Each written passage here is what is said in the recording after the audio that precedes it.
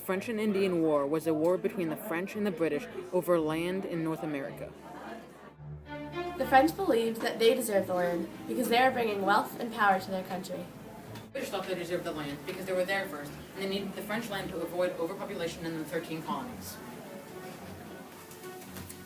The French had more land over to the west, and the British claimed more land towards the east.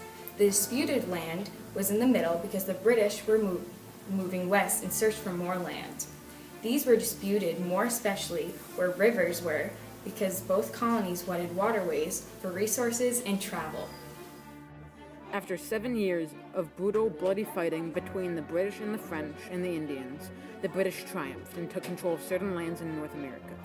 After the war had ended, the British kept their military in the colonies to enforce their laws and keep their peace. Okay, so the military, the effects of the military presence here was not a good one. The colonists really resented having a military here when they hadn't had one for 100 years. They wondered why the military presence was necessary now, especially because the war was over. They hadn't had military presence here enforcing laws before the French and Indian War, so why after? Of course, from the British perspective, the military was necessary to protect the colonists from Indian raids on the frontier and a possible French invasion if that was to ever occur again, but also to enforce a lot of the policies that the British were trying to impose now that the war was over and they were in such debt. They needed to make sure that smuggling wasn't going on. They needed to enforce the taxes that they were trying to impose on the colonists. And so the military presence was more too that it was a visual reminder of all of these policies that were being imposed, and because of salutary neglect, the colonists just weren't used to having these policies being enforced, and so the military was just sort of like what's the word? It was just sort of like the twisting the knife. It was just the visual representation of all of these awful taxes that were being imposed after the war. After the war, the British gained more land in eastern Canada, which gave them access to more trading routes.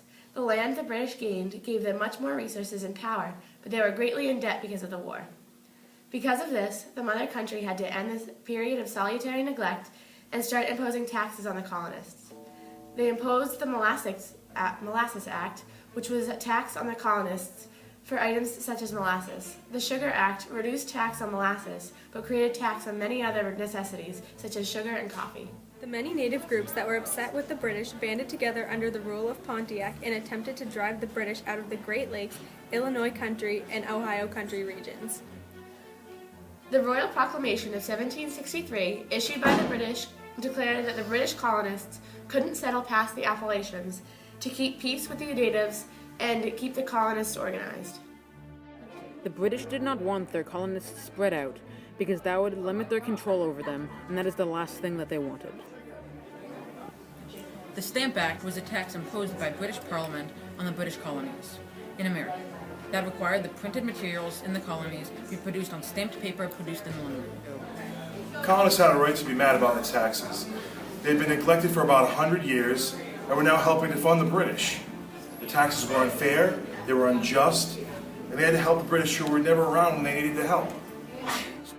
These taxes would anger many of the colonists and cause them to start riots and protests. And these protests are one of the beginning causes of what would later lead to what became a revolution.